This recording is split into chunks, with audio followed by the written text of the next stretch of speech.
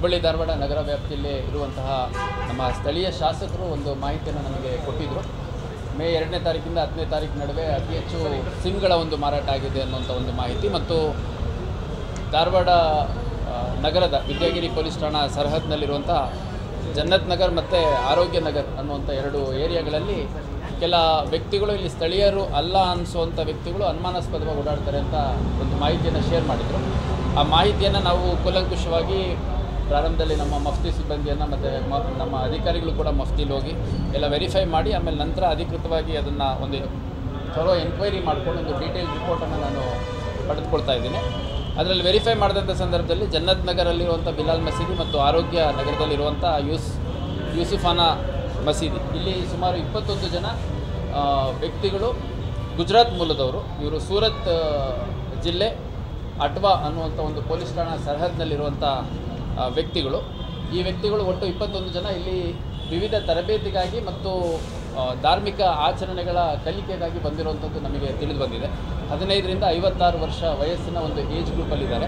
ಇದರಲ್ಲಿ ನಾವು ವಿಚಾರಣೆ ಮಾಡಿದಂಥ ಸಂದರ್ಭದಲ್ಲಿ ಆ ಸಂಬಂಧಪಟ್ಟ ಮಸೀದಿಯವರು ಒಂದು ಜಿಲ್ಲಾ ಮಟ್ಟದಲ್ಲಿ ನಮ್ಮ ಹುಬ್ಬಳ್ಳಿ ಧಾರವಾಡ ಜಿಲ್ಲೆಗೆ ಒಂದು ಚಪರ್ಬಂದ್ ಮಸೀದಿ ಅಂತಿದೆ. ಆ ಮಸೀದಿ ಒಂದು ಜಿಲ್ಲಾ ಮಟ್ಟದ ಮಾಹಿತಿಯನ್ನು ಅವರು ಇಟ್ಕೊಂಡಿರ್ತಾರೆ.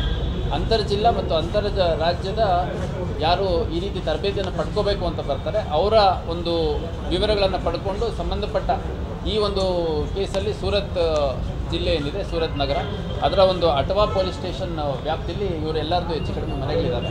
ಆ ಸಂಬಂಧಪಟ್ಟ ಮಸೀದಿ ಯಾರಿರ್ತಾರೆ ಆ ಮಸೀದಿ ಮುಖ್ಯಸ್ಥರಿಂದ ಮಾಹಿತಿಯನ್ನು ತರಿಸ್ಕೊಂಡು ಅವರ ಪೂರ್ವಾಪರವನ್ನು ವಿಚಾರಣೆ ಮಾಡಿ ನಂತರ ಅವರಿಗೆ ಇಲ್ಲಿ ತರಬೇತಿಯನ್ನು ಕೊಡುವಂಥದ್ದು ಮತ್ತು ಅವರು ಇಲ್ಲಿ ಬೇರೆ ಬೇರೆ ಕೆಲವು ಮಸೀದಿಗಳು ವಿಸಿಟ್ ಮಾಡುವಂಥದ್ದು ಮತ್ತು ಮಸೀದಿ ವಿಸಿಟ್ ಮಾಡಿದಂಥ ಸಂದರ್ಭದಲ್ಲಿ ಕೆಲವರು ಮನೆಗೆ ಕರೆದಂಥ ಸಂದರ್ಭದಲ್ಲಿ ಮನೆಗೆ ಹೋಗಿರುವಂಥದ್ದು ಆಗಿದೆ.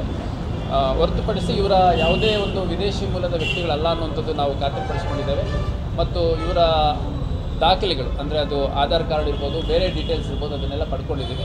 ಇವತ್ತು ನಮ್ಮ ಧಾರವಾಡ ಆ ಒಂದು ವಿಭಾಗದ ಕಾರ್ಪೊರೇಷನ್ನ ಝೋನಲ್ AC ಏನಿದ್ದಾರೆ ಝೋನಲ್ AC ಶಂಕರ್ ಪಾಟೀಲ್ ಅವರು ಮತ್ತು ತಹಸೀಲ್ದಾರ್ ದೊಡ್ಡಪ್ಪ ಹೂಗಾರ್ ಅವರುಗಳು ಕೂಡ ಈ 2 ಮಸೀದಿಗಳಿಗೆ ಭೇಟಿ ನೀಡಿ ಆ ವ್ಯಕ್ತಿಗಳು ಯಾರಿದ್ರು ಅವ್ರ ಜೊತೆ ಸಮಾಲೋಚನೆ ಮಾಡಿ ಅವ್ರ ಮಾಹಿತಿಯನ್ನು ಪಡ್ಕೊಂಡಿದ್ದಾರೆ. ಇವರು ಮೂಲತಃ ಗುಜರಾತ್ ರಾಜ್ಯದ ಸೂರತ್ ಜಿಲ್ಲೆಗೆ ಸೇರಿದವರು ಅಂತ ತಿಳಿದು ಬಂದಿದೆ ಮತ್ತು ಇವರ ಪೂರ್ವಾಪರವನ್ನು ಆ ಮಸೀದಿಗಳು ವೆರಿಫೈ ಮಾಡ್ಕೊಂಡಿದ್ದಾರೆ ಮತ್ತು ನಾವು ಅಲ್ಲಿ ಸಂಬಂಧಪಟ್ಟ ಲೋಕಲ್ ಮಸೀದಿಗಳಿಗೆ ಮತ್ತು ಪೊಲೀಸ್ ಠಾಣೆಗೂ ಕೂಡ ವೆರಿಫಿಕೇಷನ್ ಮಾಡುವಂಥ ಕೆಲಸ ಮಾಡ್ತಾಯಿದ್ದೀವಿ. ಇದೊಂದು ನಿರಂತರ ಪ್ರಕ್ರಿಯೆ. ನಮ್ಮ ಕೆಲವು ಜನ ಆ ಬೇರೆ ಬೇರೆ ಮಸೀದಿಗಳಿಗೆ ಹೋಗ್ಬಿಟ್ಟು ಬೇರೆ ಬೇರೆ ರಾಜ್ಯ ಮತ್ತು ಬೇರೆ ಬೇರೆ ಜಿಲ್ಲೆಗೆ ಹೋಗಿ ತರಬೇತಿಯನ್ನು ಪಡ್ಕೋತಾರೆ ಮತ್ತು ಇಲ್ಲೂ ಕೂಡ ನಿರಂತರವಾಗಿ ಮೊದಲಿಂದನೂ ಬರ್ತಾನೆ ಇದ್ದಾರೆ ಅನ್ನುವಂಥದ್ದು ಮಾಹಿತಿ ತಿಳಿದು ಬಂದಿದೆ.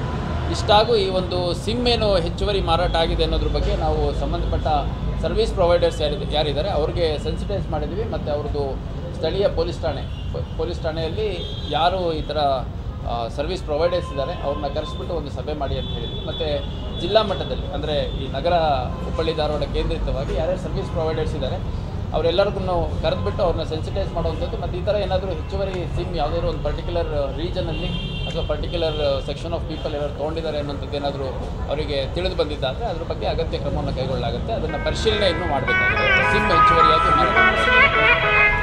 ಒಂದು ಜನ್ನತ್ ನಗರಲ್ಲಿರುವಂಥ ಬಿಲಾಲ್ ಮಸೀದಿ ಬಿಲಾಲ್ ಆರೋಗ್ಯ ನಗರಲ್ಲಿ ಇರುವಂತಹ ಯೂಸುಫಿಯಾ ಮಸೀದಿ ಇಲ್ಲಿ ತರಬೇತಿ ಬಂದಿರೋದು.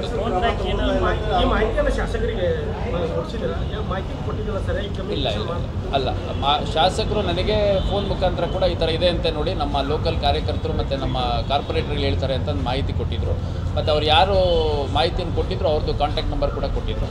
ನಂತರ ಒಂದು ರೆಪ್ರೆಸೆಂಟೇಷನ್ ಕೂಡ ನಮ್ಮ ಆಫೀಸಿಗೆ ಕಳಿಸ್ಕೊಟ್ಟಿದ್ರು. ಅದರ ಮೇಲೆ ನಾವು ಯಾಕಂದರೆ ಇದು ಭಾಳ ಸೆನ್ಸಿಟಿವ್ ವಿಷಯ, ಸುಮ್ಮನೆ